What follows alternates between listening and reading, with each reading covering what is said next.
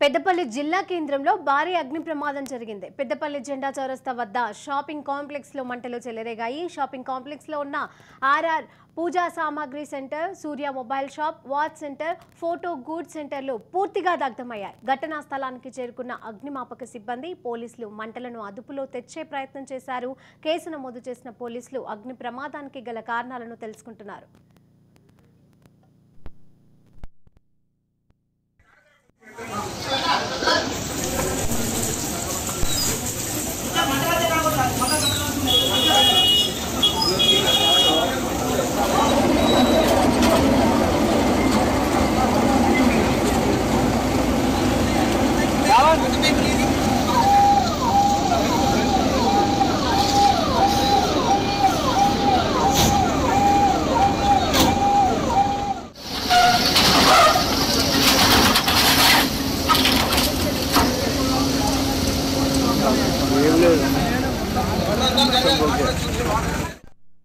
ఉదయం 5:30కి మన పెద్దపల్లి పోలీసు వారికి ఫైర్ యాక్సిడెంట్ జరిగిన సమాచారం మేరకు ఎస్ఐ పెద్దపల్లి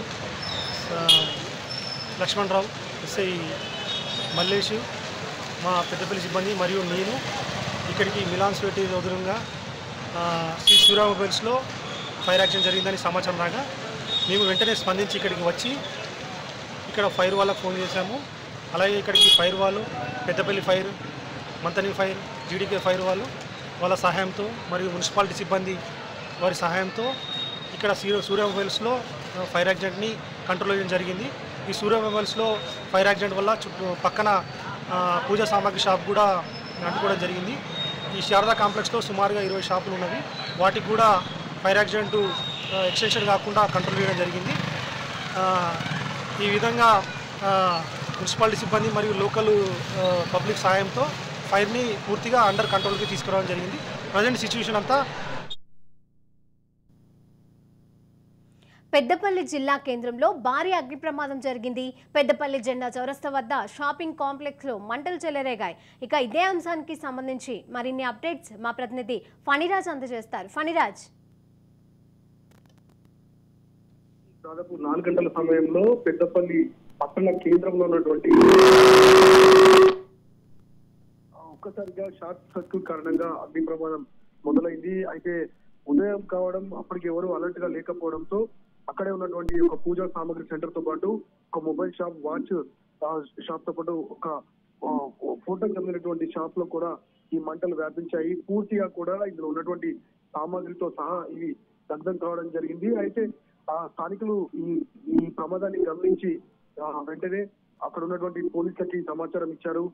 పోలీసులు అలాగే అగ్నిమాపక సంబంధించినటువంటి సిబ్బంది కూడా వచ్చి మంటలార్పే ప్రయత్నం చేశారు. కానీ అప్పటికే వారికి సంబంధించినటువంటి దాదాపు లక్షల విలువైనటువంటి సామాగ్రి పూర్తిగా కూడా కాలిపోయింది. దీంతో వారు యజమానులంతా కూడా చాలా తీవ్ర బాధకు గురవుతున్నారు. వారంతా కూడా నిజానికి నిన్న రాత్రి వరకు కూడా షాపింగ్ కాంప్లెక్స్ నుండి వ్యాపారం ముగిసిన తర్వాత ఇంటికి వెళ్లారు. ఈ రోజు ఉదయం సడన్గా జరిగిన ఈ ప్రమాదంతో తాము పూర్తిగా నష్టపోయామని, దీనికి సంబంధించి కూడా ఎలాంటి వారికి సంబంధించినటువంటి ఇన్సూరెన్స్ లాంటివి లేకపోవడంతో తాము నష్టపోయామని వీరంతా వ్యాపారులు అంటున్నారు. ఇక ఇప్పటికైతే పూర్తిగా మంటలు అదుపులోకి వచ్చాయి.